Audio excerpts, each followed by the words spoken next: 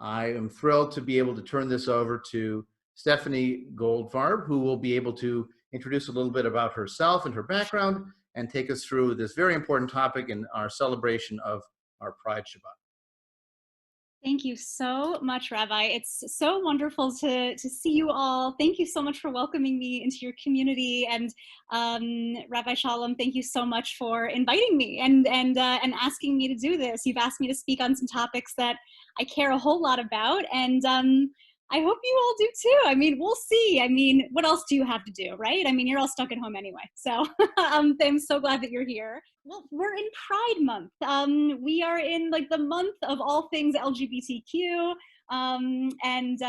know, although there are no parades this year, there's certainly plenty of really amazing like Pride events happening and gatherings, and certainly really meaningful intersections between Pride and the Black Lives Matter movement. It's a really special time, even though our traditional celebrations aren't happening right now. And again, my name's Stephanie Goldfarb, and this whole thing, we're going to be talking about the intersection of having a relationship with Israel, what it means to be a part of the LGBTQ community, and what it means to also have a feminist identity. And before we begin, I want to highlight that I'm using the word queer here as a self-identifier. And for anyone who doesn't know, just to make sure we're like all on the same page, the word queer is historically has been a derogatory term. Many people have, myself included, have reclaimed it. It's sort of a broader definition of what it means to be in the LGBTQ community. My partner is trans. Actually, here we go. I'm gonna actually introduce myself a little bit better. Here I am. I'm Stephanie. I am a veteran Jewish educator. I've been working in the Jewish community for the last decade.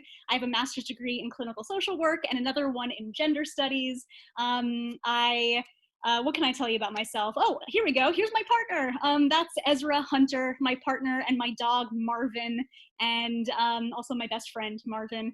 Hunter he goes by Hunter and uses male pronouns, but Hunter is identifies as trans. So that's part of the reason why I identify as queer, because I'm neither LGB nor T. The signifier queer really encapsulates better sort of my experience. And I'm, by the way, very happy to answer questions about that at any point. So there's Hunter and Marvin. There's Marvin again wearing a wig. That's during Purim. We thought that was really cute. And here I am, actually in Israel, and where I'm leading a group of young people on a trip. My work with Honeymoon Israel entails, for those of you who don't know, Honeymoon Israel is a national organization that operates in, I think, 23 cities at this point. Chicago is one of the biggest cities that we operate in. I'm the director for Honeymoon Israel in Chicago. And what we do is we work with couples who are on the younger side, so 25 to 40-ish in age. And we work with couples who are sort of on the fringes of mainstream Jewish community. So a lot of interfaith couples, LGBTQ couples, people of color, and we take them on these amazing trips to Israel and help them establish community there and teach them about Judaism and help them to navigate their emerging Jewish identities. And then I get to bring them back to Chicago and nurture their community here. So it's an amazing, amazing job. And the reason why I wanted to share this photo with you is because of this and that. So what you can see here is I'm wearing a shirt that says power with a feminist symbol, with like a female symbol. And I'm also standing smack dab in the middle of Jerusalem on the rooftops in the old city. And I think that this picture really exemplifies perfectly what our conversation topic is tonight, which is, what does it mean to be a feminist and also have a relationship to Israel? For those of you who are wondering, it can be more complicated than it sounds. But first things first, I wanted to actually open it up. And we don't have to, not everyone has to answer if you don't feel comfortable, but these are some of the questions that I had for you all. Is there anything in particular that you're hoping to learn about or talk about tonight? Any thoughts about why the intersection of Judaism and queerness gets messy sometimes? And also, what makes you unique? The reason why I'm asking what makes you unique is because we're about to talk about the concept of intersectionality. If you don't know what that means, don't worry, you're going to be an expert by the end of the night. And really, at the root of intersectionality is celebrating the things that make us unique. So I'm just curious, these are the questions I have for you. And feel free to unmute yourselves. If anyone wants to answer one or all of these questions, I'd love to hear from a couple of folks. Hi, this is Paul Herder talking. And the intersection between Judaism and queerness is interesting to me because I feel the intersection between queerness and any religious doctrine is fraught with peril. And it's one of the reasons I walked away from traditional religious practices earlier in my life. I think it's fantastic that you're making the connection, and more power to you. Oh, thank you. And I'm so glad that you're here too, because, you know, it's like religion, you can take it with a grain of, you know, to me, it's like you can find the constriction, you can find the narrow places in religion, but you can also find the opportunity and the beauty. And Judaism, thank God, there's like so much beauty to read into our tradition, into our culture, into our text that is super, super gay, like super feminist and embracing of difference. So I'm really glad that you're here. Anyone else? What makes you unique? What are you hoping to learn tonight? Why do you think this issue might be like a little bit, I don't know, like messy? Let me ask you a question. When did the word queer become part of the lexicon? As I grew up, that was a pejorative. That's a great question. I'm so glad you asked. So I would say, when did it, you know, I would say within the last decade or so, it's really taken off, especially with younger generations. It's a really all-encompassing term that doesn't just have to do with sexuality. It also encompasses gender. And really, I think that the reason why the term has gained so much popularity is because it really embraces the idea of non-binary experiences. So like, somebody who identifies as a gay man, you know, is in relationship and loves other men. Somebody who identifies as a lesbian is in a relationship with and loves women. This is like a binary experience, which is beautiful. But some of us are in relationship with people who have no relationship to gender, or who exist somewhere else on the spectrum of gender or sexuality. And by utilizing the term queer, we're able to provide a label that's a little bit more inclusive and actually, in my opinion, quite politically affirming. In my opinion, if you're a Jew, if you're a person of color, if you're if you are not normative in some way, meaning you're not like a white Christian male in this society, there's something queer about you too. There's something not normative about you, which I think is a really powerful label to own for yourself. Beginnings. Before we begin, I want to make sure it's very important that we're all, just like we started to, it's important that we're all on the same page by covering 3 topics. So the 3 topics we're going to cover tonight are intersectionality. Again, if you don't know what that means, don't worry about it. Intersectionality, we're going to cover Zionism, and we're going to cover feminism. And before I move on, I want to like just do like a little bit of like, you know, media analysis. Can anybody tell me, what do you see in these images and in these words? Is anything sticking out to anybody? Hey, this is William. Looks like you've got Zionism as a photo of a man, and everything else is symbolic. Okay. Do you any idea who the man is? No. Okay. Anybody? Theodore Herzl? Correct, Theodore Herzl. He's the founder of a certain kind of Zionism, one of the first kinds of Zionism. And anybody notice anything interesting about the way that I spelled Zionism and feminism? Plurals. Plurals, exactly. So this tonight is all about embracing difference and celebrating the fact that when we're talking about Zionism, we're actually talking about many different conceptions of what Zionism is. When we talk about feminism, we're talking about many different conceptions of what feminism is. And as like a little like double entendre, there's this image that says feminism rules, which like can be taken in 2 ways. Feminism rules, yay, but also there can be a lot of rules when you are like practicing feminist, like there are a lot of rules to feminism. So I just thought that was like a fun thing. And tonight, just so we are really clear on what we're doing tonight, we're going to define some of these important terms so that we're all on the same page. We're going to like dig in a little deeper on all three of these terms. And we're hopefully going to walk away with some deeper understanding, some deeper knowledge about what intersectionality is and how it can be used to maintain relationships. That's my goal tonight, is to think about how we can use this way of thinking in terms of actually bringing people close together. And we're going to understand the complexities of what it means to be queer, Jewish, and to have a relationship with Israel, which, if you don't know, can be very messy. So moving on a little bit, I wanted to share with you this brief video. It's a 2-minute video that I think does a way better job than I ever could in explaining intersectionality. So buckle up.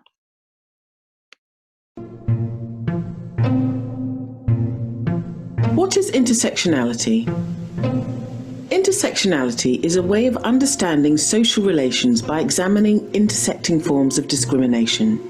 This means acknowledging that social systems are complicated and that many forms of oppression, like racism, sexism, and ageism, might be present and active at the same time in a person's life.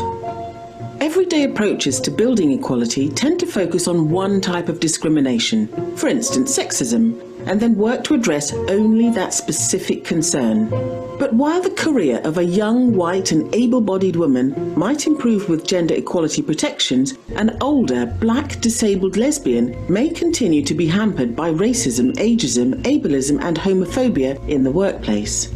Intersectionality is about understanding and addressing all potential roadblocks to an individual or group's well-being. But it's not as simple as just adding up oppressions and addressing each one individually. Racism, sexism, and ableism exist on their own, but when combined, they compound and transform the experience of oppression. Intersectionality acknowledges that unique oppressions exist, but is also dedicated to understanding how they change in combination.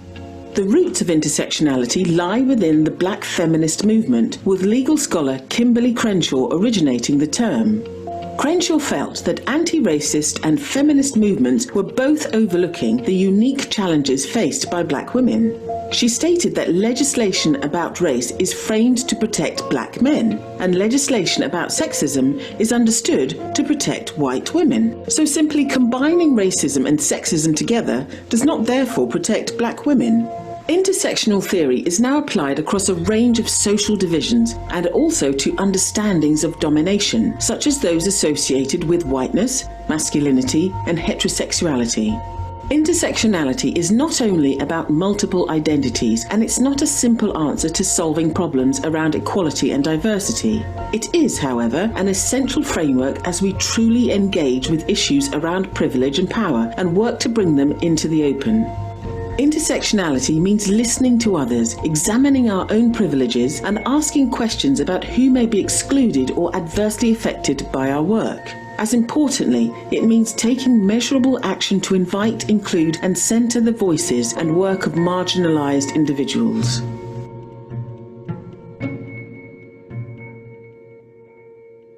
Okay, so any reactions? Have folks? I would just love to see, by like a show of hands, how many folks have heard about the concept of intersectionality prior to watching this video? Just like show me like a, okay, oh good, okay, awesome. So we've got like maybe like a 50% rate. All right, this is good. So this is a refresher for some, but for others, it's maybe like a new concept. So in short, these are just a few bullet points on intersectionality, but what you really need to take away from this is that intersectionality is a political framework, it's a social framework, it's a way of approaching the world that really centers the experiences of people who can be on the margins and motivates people who have any element of privilege in their life to be really thoughtful about the ways that they utilize those privileges to benefit the people around them, and the ways in which maybe not so much. So it's really about centering the voices of people who aren't always heard, whether you're Jewish, whether you're a part of the LGBT community, whether you're a person of color, right? So intersectionality is basically the idea that if you're going to fight for justice, if you're going to pursue equity, equality in your life in any way, which I think many of us are in many, many different ways, it's really important to, number one, be reflexive about who you are and how you move through the world. And number two, to think about the people around you and how they might either be excluded or oppressed in systems that don't necessarily exclude or oppress you. Good? Can I get a thumbs up? Thumbs up? I'm seeing some thumbs. All right, good. All right, you're mostly with me. Okay, good. So now that we've done intersectionality, we're gonna move to Zionisms. Okay, and this is an audience participation piece. So what's Zionism? Knowing that if there's 2 Jews in a room and then there's 3 opinions, and we've got, I don't know, maybe 40 Jews on this call or so, we're gonna have a lot of opinions about what Zionism is. So I would love to hear from the peanut gallery. Could anybody offer a good definition of what Zionism means to you? And you can just unmute yourself. Zionism was an international movement of secular Jews that sought to move to Israel, and to set up a state at some point. And it didn't have much of a religious component, which is why it was opposed, in fact, by the Lubavitchers and others in what was then Tsarist Russia and Eastern Europe. So for me, Zionism is the continuation of a Jewish state, whether it's containing both secular and non-secular Jews. Great. Okay, so founded in sort of a secular movement, mostly Jews from Europe. There was some backlash with religious Jews. Okay, excellent definition. Who wants to elaborate or change anything? Well, I can A add place for Jews to call home after being oppressed via pogroms, anti-Semitism, the Holocaust. So and I don't think and I think there were ideas that it wasn't going to necessarily have to be Israel, but that's what it ended up being. So the land. So Zionism is, and thank you, Leah or Leah? Leah, thank you. Yeah, so Zionism is a response to violence. It was an action oriented in self-preservation. Yes. And right. Okay, great. Anybody else? Well, I would disagree with one thing, though.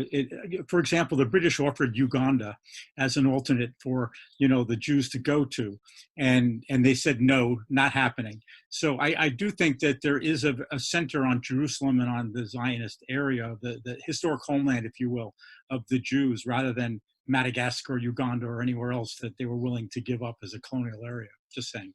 Okay. Last thought? Yes, I had a thought I'd like to share. Great. I think there was also a sense in the Zionist movement that Jews were not normative because we didn't have a land base, and that by having a land base, especially one with historical precedent, we would normalize. The idea was the Jews would be like everybody else if we had our own country. So thank you. And was that Judith? Was that you? No, it was me, Susie Garfield. Susie, okay, sorry, I couldn't find you. Susie, thank you so much. I'm not presentable tonight. Oh, you're not, okay, fine. So, okay, good. Okay, so I'm glad you're creating some boundaries around yourself. So great. So this idea, and by the way, I really love I love the word normative here, because that's something that actually gets applied to queer people a lot. Like, are you normative, not normative? We're starting to see some overlap here, but what you're saying, your description of Zionism, is actually about being rooted in assimilation and being like everyone else. And that in order to be normative, you should have land. If you're gonna be a people, you should have land. And the Jews didn't have land at that point, so they got some land. We got some land. Great, okay. So moving on. Stephanie, before you go on, there's also a little bit of irony you just pointed to. Yes. That we've got packed into the same kind of impulse, both being normative, like everybody else, but being distinctive Mm. through the same impulse, through the same gestures of having a land. So that certainly would seem to have an intersectional implication. Absolutely. I couldn't agree with you more. Often, you know, when we're talking about groups of people, there's a need to hold in both hands a distinction as unique and a distinction as independent and different, and also in the other hand to hold normativity, because that protects us from discrimination, it protects us from violence. So I think you're totally right. I think there's like a really interesting balance there. Good. Okay, so just so we're clear, there are many, many, many Zionisms. I came up with this list, but the list goes on and on and on and on and on. There are many different kinds of Zionisms. And the reason why I wanted to have this discussion is because we're about to talk about, in a couple of minutes, what it means to have a relationship to Israel when you also hold an identity as an LGBTQ person, when you also hold the identity as a feminist or a justice seeker. And it's so important. I cannot stress enough that when we talk about Zionism, it's almost impossible to know what anybody's talking about. And often people get labeled as Zionists in a pejorative way, or in a way where people make assumptions about you. And what I'm trying to do here is to make clear that having a relationship with Israel can look very different person to person. And I just wanted to sort of name that and make sure we're all on the same page about it. And lastly, the last thing that we're going to talk about is feminism. So similar to what we just did with Zionism, what's feminism? Who's got like a great definition, or can take take a risk and give us like a few, bullet points on what do you think feminism is? It's the movement to establish equality for women. Okay, so a movement. It's a movement. So maybe organized, and the assumption is that there's not equality for women specifically. So this is This is a movement based in gender. Yeah, this is William.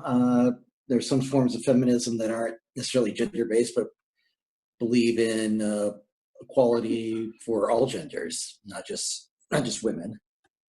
Totally. William, I think that's really brilliant.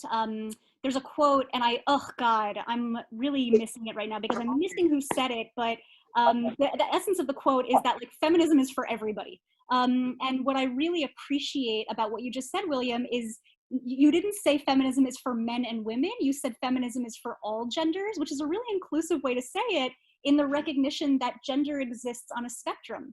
And sure, there's male and there's female, but for many people, my partner included, gender, there are many different ways to do and experience gender in the world. That's beautiful.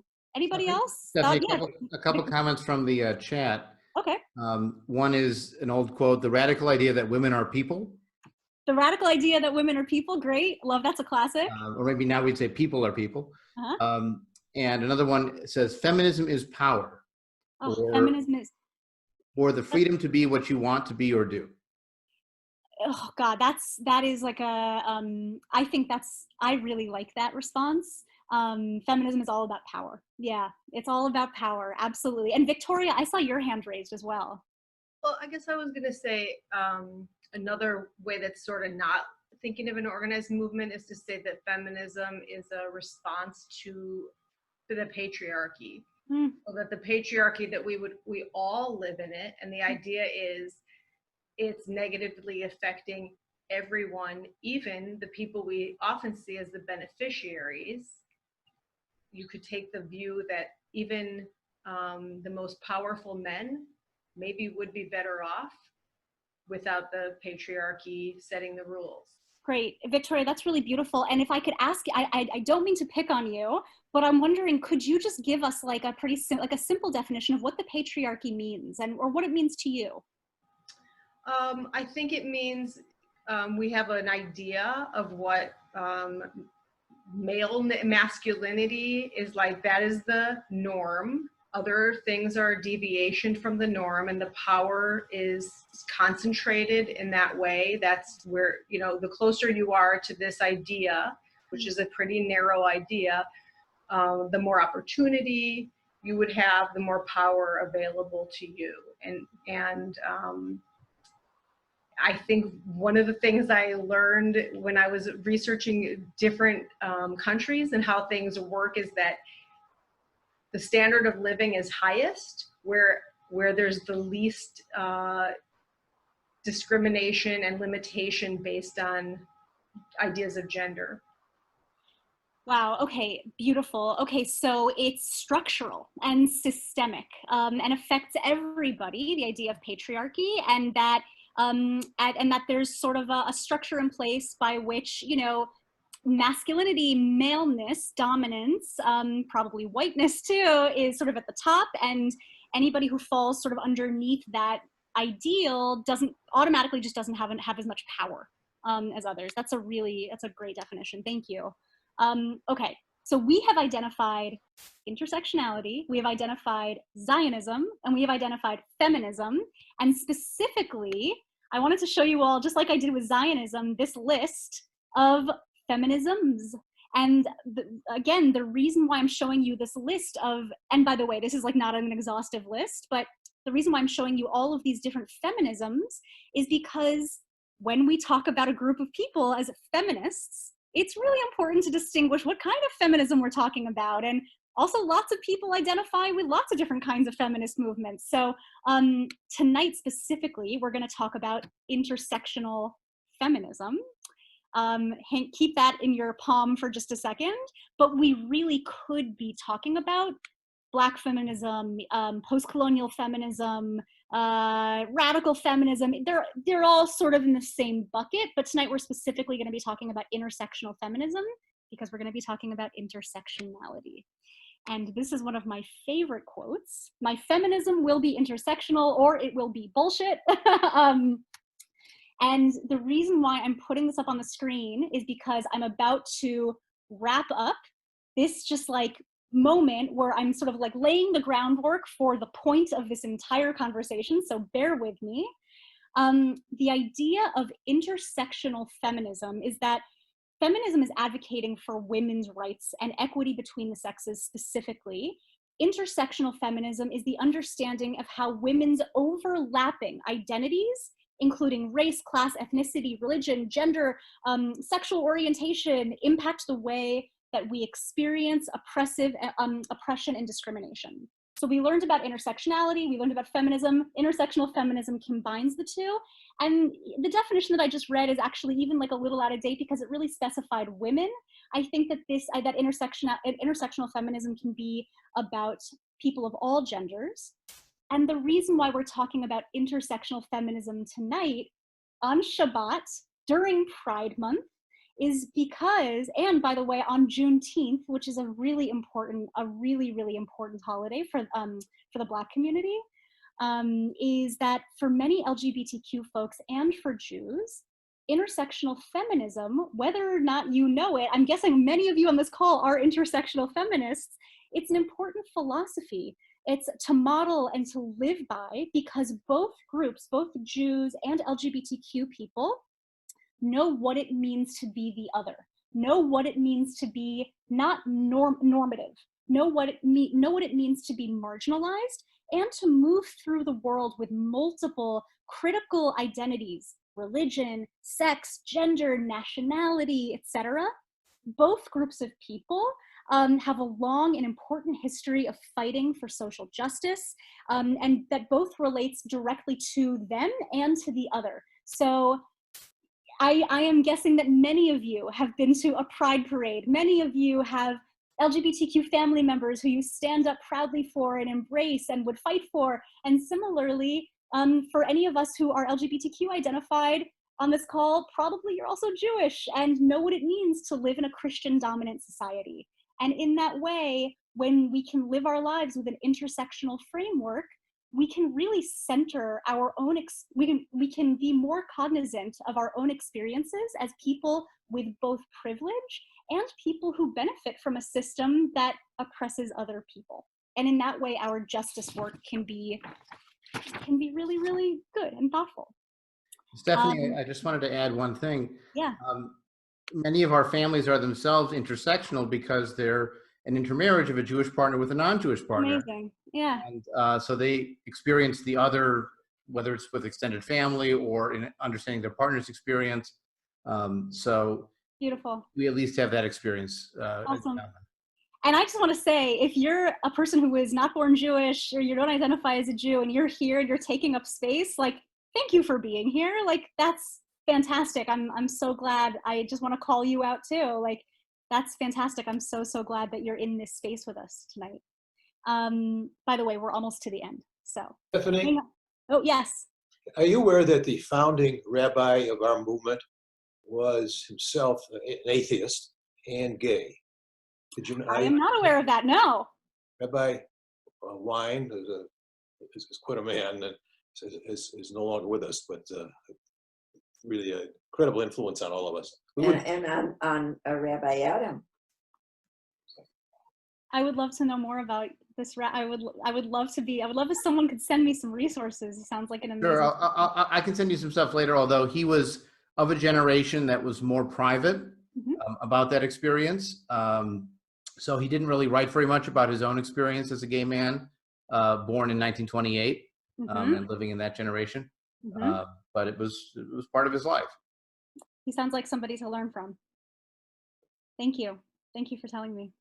Okay, I'm going to move to this next slide, and this is an audience participation slide. I would love for people to take a look at the images that you see here. Sorry, I don't know where to put myself. I would love for everyone to take a look at the images that you see on this screen and just shout out, what do you see? Who do you see? Who's represented? Who's not represented? What's going on in these images? I see Black people. Black people, great. Who else? Gay people. Gay people, great. Well, there's Hispanic. Hispanic people, definitely. Puerto Rican specifically, actually, yeah. Yeah, Puerto Rican on the right. And yeah. I think the flag on the left. Mexican? No, that's not Mexico. Puerto Rico? The one on the right is Puerto Rico with a single star, but I should know that left flag, and I don't. Palestine. Palestine, correct. Thank you. I knew the flag. I couldn't place it. Correct, correct. What else are we seeing in any of these images? Oh, the Star of David in the gay flag. Okay, we got the Star of David in the LGBTQ flag, smack dab in the middle. Okay. Mean Instagram posts. A mean Instagram post. Okay, yeah, absolutely. Okay, so here's what happened, and I am guessing that some of you are familiar with this history, but I want to make sure everyone's on the same page. So many of us know about the Pride Parade that happens every year. It happens on a Sunday, usually in June, and there are Pride Parades all over the country, and it's a crazy celebration with lots of glitter and drag queens and whatever.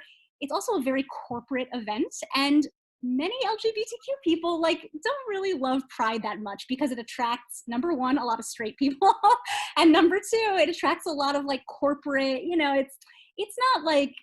it's not the event that it used to be. Actually, Pride is rooted in uprisings and looting and violence and anger. And it's really transformed over the decades to be something a little bit like Disney-ified. So there are groups all around the country, actually, and all around the world, called the Dyke March. And Dyke March is, and you can see the sign right here, this red sign right here, Chicago Dyke March.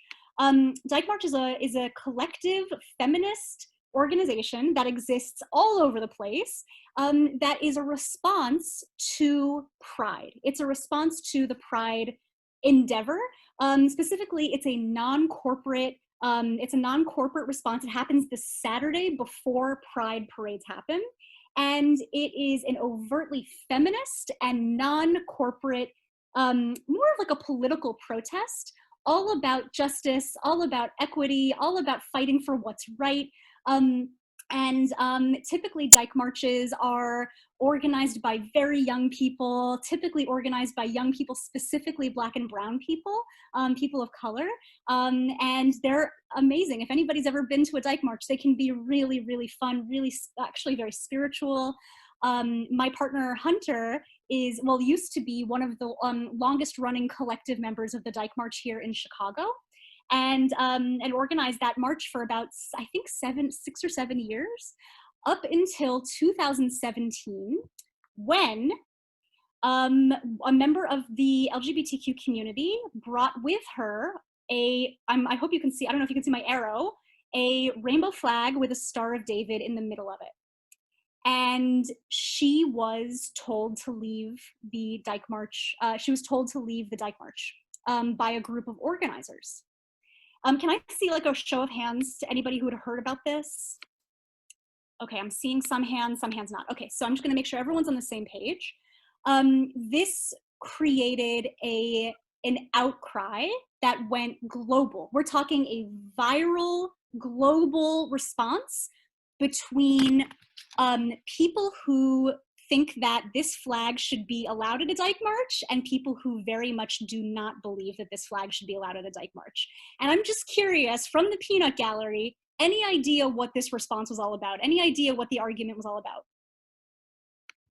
Why was this person who was carrying the rainbow flag with the Star of David, why was she asked to leave the Dyke March?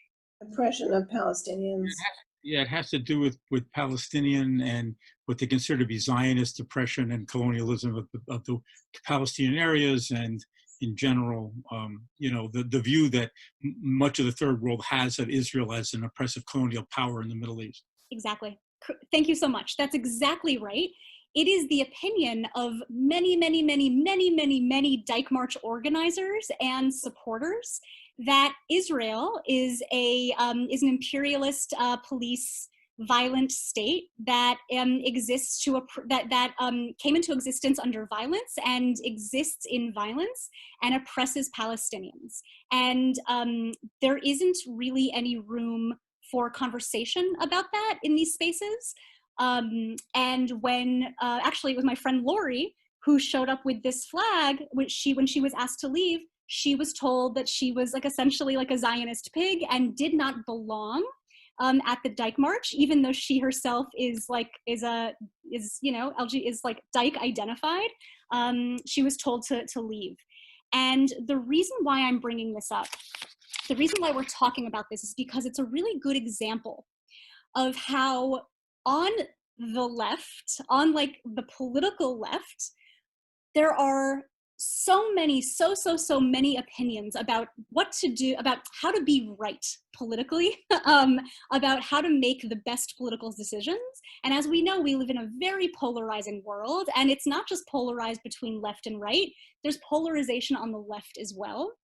And in radical communities, especially in LGBTQ communities, intersectional feminism is de facto the organizing philosophy that many of us, myself included, live by.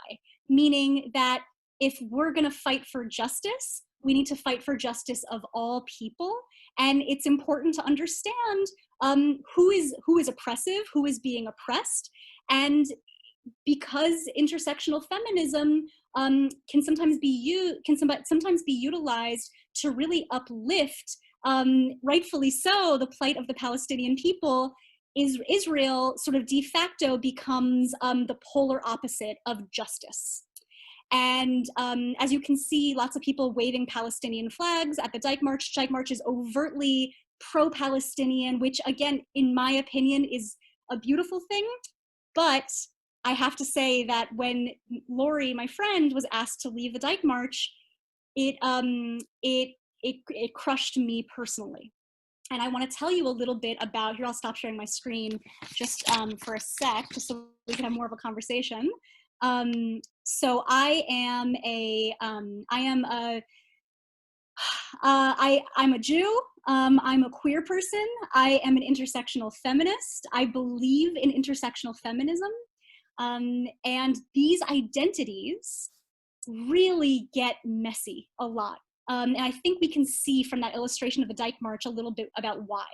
Because I belong to many different sort of marginalized groups, and I'm left feeling not feminist enough, not queer enough, and not supportive of Israel enough very, very often.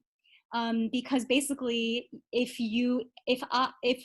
because I have a personal relationship with the state of Israel, although it's growing and changing and evolving over time, because I'm an outspoken person with any relationship to Israel, basically I'm told that I don't belong in certain queer organizing spaces like the Dyke March. And that's incredibly painful. And also conversely, very, very painful to be told by Jews that, that I'm not supportive enough of the Jewish cause, because I also support, by the way, Dyke March, because they do amazing work. And the organizers who kicked out my friend were acting a little bit, I personally believe they could have acted like a little bit more carefully. But basically what happened in 2017 when that happened is I got pulled in by the Jewish Federation, where I worked at the time, and by Dyke March collective members who I had an association with, to essentially be like a mediator between these two groups. And it was one of the most emotionally challenging experiences of my life. I'm still coming back from that a little bit. And the reality is that I haven't been in radical lefty LGBTQ spaces since that time, because I made a name for myself by coming out against the Dyke March at that time. I have I think a quick question. When I first heard about that situation and I saw the flag that they were talking about, I really, maybe this is totally naive and not getting it, but to me that wasn't an Israeli flag. It was a Jewish, it had two types of symbols that I recognized, Jewish and gay. And I didn't see it as Israel. So I don't know if that, I'm the only. So yeah, Victoria, you and I are actually in the same boat. I saw it the exact same way. In fact, I've been going to Pride marches since I was like 15 years old, and I've seen that flag at every single march, like all around the world. And to me, it's always been a rainbow flag with a Magen David, with a Star of David in the middle of it. And the way that I personally felt when Dyke March organizers decided that that was an Israeli flag, that was like an overtly Israeli flag, the way that I felt in that moment was that that was a response that was rooted in anti-Semitism. And those were some feelings that I really have been having to work through. And it made me feel personally attacked when that was, basically they said that the Israeli flag wasn't welcome, and that no flags were welcome at the Dyke March, except for the Palestinian flag, the Puerto Rican flag. There actually were quite a few flags there. So it's tough, and it's also tough as a white person to tell the Palestinians, who were at the Dyke March, that that I would like to have, my identity represented there too, because my identity to them is one of oppression, because I have a relationship with the state of Israel, and I'm not overtly anti-Zionist in the work that I do and the communication that I put out in the world. And yeah. So a question in the chat I got just sent to me. Doesn't this represent an inappropriate extension of the original intersectional theory to all sorts of things which it was not intended to apply? I mean, I have my own thought of an answer, but I'd love to hear your thought of an answer. I've been talking this whole time. What do you think? Well, I mean, just because intersectionality begins as women plus Black identities plus orientation identity, that doesn't mean it's capped at a certain number of intersections. It's not like we have Chicago intersections that have like 8 different roads. There's no limit to the possibilities of intersectionalism. So national allegiance identity, citizenship, immigration status, all of those can be fit under the umbrella of intersectional theory. The challenge is when your intersection bumps up against my intersection, and so your Dyke plus Palestinian identity feels offended by the Israeli flag, or what I don't think of as an Israeli flag, but hits you as an Israeli flag. And one of the things you can't do these days is tell someone who you shouldn't be offended, or suck it up. Right. That's not the appropriate response. So that's where the intersections become complicated. I think that for people who are deeply, deeply aligned with Palestinian liberation, and by the way, I consider myself to be somebody who is deeply aligned with Palestinian liberation, but I think for some people, it's a non-starter, because Israel really is seen with no, the idea of the state of Israel, the idea of there's a particular Zionism, singular, that's really viewed by folks on the left, that's viewed by some intersectional feminists as pure and simple. Israel is oppressive and is murdering people and is incarcerating people and is keeping people, you know, it's sort of a non-starter. So it's the conversation, as you said, Rabbi, like there isn't really much place for the conversation to go, because there's so much polarization between us and them, even though I am them, even though we are all the same. And in my personal view, the way that this was handled was such a missed opportunity, because just in the bottom of my heart, what I really believe is that we all need each other, and that if we're all showing up for justice, we can show up sometimes in different ways, and all be really behind each other, in the same, we can all still be behind each other. So for example, Black Lives Matter is a movement that we are all hearing so much about, thank God, right now. If you actually take a look at like the Black Lives Matter manifesto, there are specific footnotes that talk about being an anti-Zionist movement, and how Zionism is unacceptable to the Black Lives Matter movement. And yet still, just personally speaking, I'll be out at Black Lives Matter protests all day, every day if I can, and talking to white people about Black Lives Matter, because the overarching goal here is so much bigger to me than the Black Lives Matter relationship to Israel. You know, I think that the key here is knowing how to have nuanced conversations, and knowing which battles to fight, because ultimately, if you are aligned with justice, then you need other people who are aligned with justice. I think one of the other challenges is, just as there are, you know, multiple Zionisms and multiple feminisms, there's the Black Lives Matter movement, there's the Movement for Black Lives, which had the more detailed platform. And do you decide, does any one footnote disqualify an entire organization or initiative? Right. And, you know, and some of those places have become more understanding and accepting. And the other point that I've made over the years when we've done programming during Black History Month and other kind of programs is, it's hard to encourage people to change their perspective if you're not there for their issues. Absolutely. You're only insisting on them being there for your issues. And, you know, the kind of discussion you can have in a conversation doesn't happen at a march or a rally. Exactly. Or, you know, when you're yelling at each other. So one other comment in the chat box was, you know, what about Israel being 40% or 50% Mizrahi, Middle Eastern, Ethiopian Jews? Yeah. What about the treatment of gay people in Palestine or in other Arab countries? And, you know, this is the kind of conversation you might have after your third drink with somebody, but you're unlikely to have it in the middle of a march where someone's saying you're allowed or you're not allowed in. Exactly. And, exactly. And it's a particularly painful screaming match when you have identified yourself as somebody who belongs in that space. You know, to be excluded from it, it really stops the it's a real missed opportunity. Sadly. Yeah. I also find that it becomes there's this phenomenon we call whataboutism now, you know, where you're changing the topic.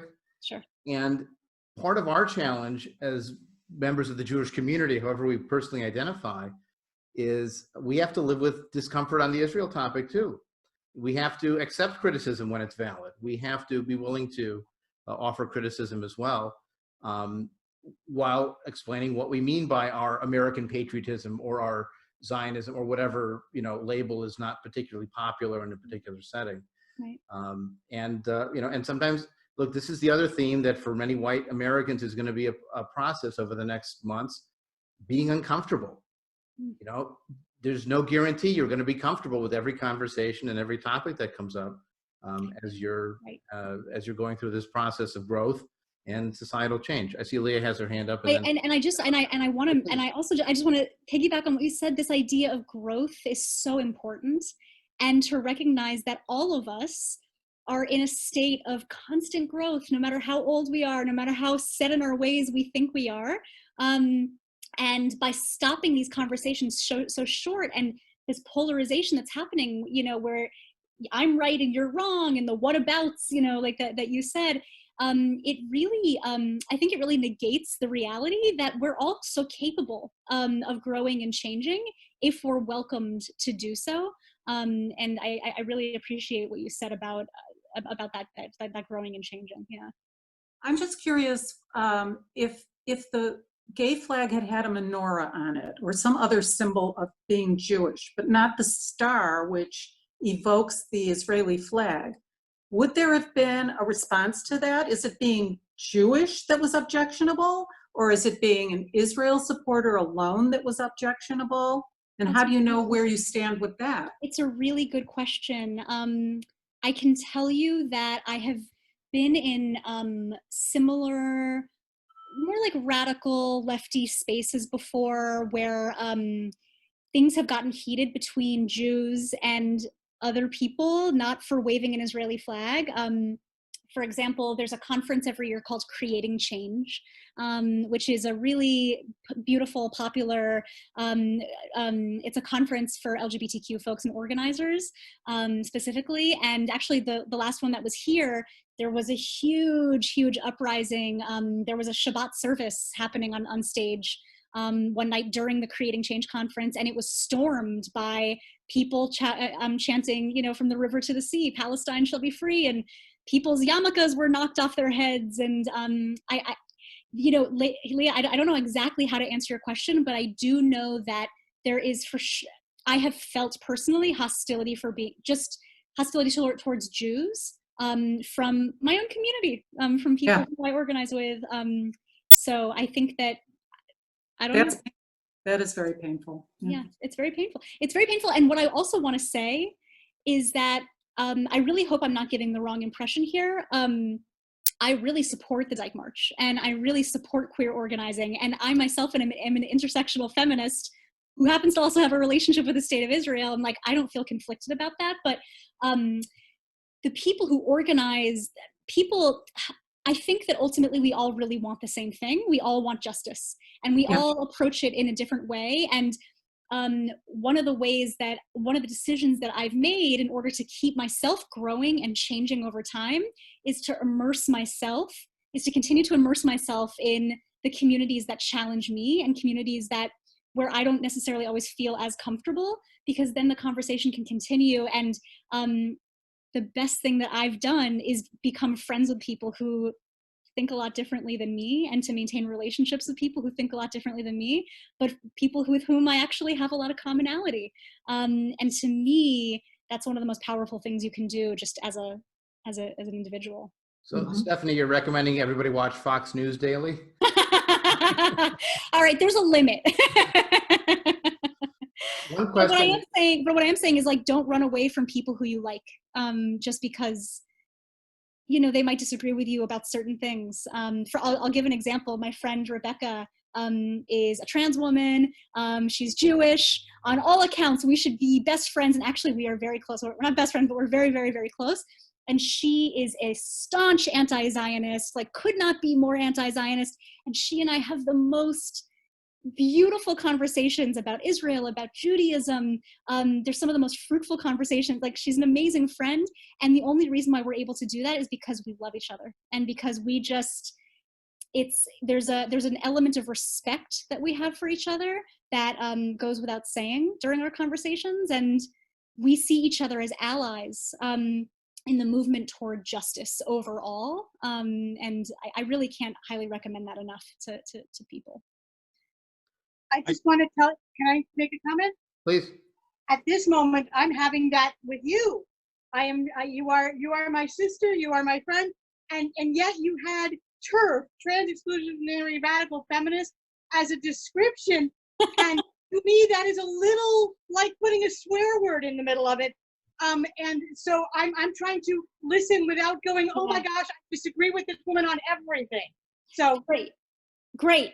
I'm so glad you brought that up. We're totally sisters in this. And let me tell you, when my partner was reviewing my PowerPoint, he also was like, why do you have trans exclusionary radical feminists on your PowerPoint? That's really weird. And I was like, for a very specific reason. And by the way, just so we're all on the same page, if anybody doesn't know, I'm going to put it in the chat. Hang on, so everyone can see it. Trans exclusionary radical feminist, or TERF. There's a very famous one that. There are many famous ones. Roseanne Barr. One that got a lot of people upset recently. Yes. So for anyone who doesn't know, a trans exclusionary radical feminist is a self-identified feminist who believes that trans women are not women and therefore should not be included in the feminist movement. And they can often be very violent. Oh, J.K. Rowling, right? They can often be very violent and very hostile about that. And the reason why I included it in my slide is because it's a feminism. It's a feminism. Is it the right feminism for me? No. Do I support trans exclusionary radical feminists by having them on my PowerPoint? No. I put them on there as a way to sort of demonstrate what it is that I'm talking about. But I would go to battle with a TERF any day. She's still using the term. But just so you know, people who are called that, nobody self-identifies as that. It's a way that people who do not agree with them call them, and it's totally. Really sort of a nasty name that isn't one that's used by people who adhere to that label. Totally. It's it's calling someone a dirty Jew kind of thing. I'm not using bad language. Thank you. I disagree. Yeah, I have seen plenty of people self-identify as TERFs or refer to themselves as that and claim that it's justified because trans women are somehow inherently violent, evil men who want to get their hands on lesbians and corrupt them. I've seen things almost verbatim said by these people, so I don't really think it's a dirty word. Potentially we could talk about it in the same way that the word queer is used, right? Where for some people it really sounds derogatory. This is not a term that they would use, especially some LGBTQ people would never identify as queer. They think it's sort of a dirty word. But here I am representing myself as a queer person. So language, it's so powerful. Language is so powerful. And on our core topic, Zionist in many circles is seen as incompatible with other justice commitments. Correct. At its root, it's like white nationalists. Could you be a white nationalist intersectional feminist? They would say no. And they would say, well, you're a Jewish nationalist intersectional feminist with an exclusive identity that has a law of return only for one group and all kinds of discriminatory practice. And, they go down the list of grievances. Yeah. And they would draw that line that way. I just wanted to make one comment, and that was simply that one of the difficulties that I have found, and I have a PhD where my secondary area is Middle East, so I've got a lot of experience. In fact, one of my advisors was on the Palestinian Council and had been thrown out of his village in 1948 by the Israeli army coming in. He had some rather strong opinions that you can imagine, but one thing I learned, because I grew up in a very isolated, sort of Jewish identity, is that the trouble is we talk about Palestinians and they talk about Zionists, and the problem is that that's just not valid because that's just stereotyping each. And so the people in the Dyke March that talk about Zionism don't understand Zionism. In fact, they're just labeling it and stereotyping it and then creating it as an evil thing from what they look at as a particular definition, which is just the same thing that Zionists turn around and say, like, oh, Palestinians, they're like X. And therein lies right away the difficulty. Yeah, it definitely really stops a conversation by not including that parentheses S and end parentheses. When we're talking about really broad philosophies, when we're talking about huge groups of people, all with different lived experiences, perspectives, political ideologies. I think you're right. I think that it's really important to, these labels don't do a lot for people besides help to make generalizations. And, one of the things that we can do, one of the best things we can do, although one of the most time-consuming things that we can do is say, tell me more about that. What does that mean to you? Where are you coming from with this? I'd love to know more about you and why this matters to you. these are questions that can really help us, but they're very time-consuming questions to answer and listen to. Well, this was basically my last slide, which was like feminism plus being, you know, a gay person, queer person, plus having a relationship with the state of Israel. Oy vey, that can be very messy. But, you know, just some last thoughts, some action steps to take during this Pride Month, especially as we continue to do meaningful work for our Black brothers and sisters, is to, you know, you can read for yourselves, but basically, you know, we already kind of talked about it a little bit, but maintaining good relationships, I think, is one of the most powerful things that we can do, assuming the best of others, and being really reflexive about who you are and what you're bringing into spaces, and how, you know, how you might in some ways be benefiting from systems that really hurt other people and vice versa. You know, just to think a little bit about who you are and how you move through the world. Know before whom you stand, is a good rule of thumb.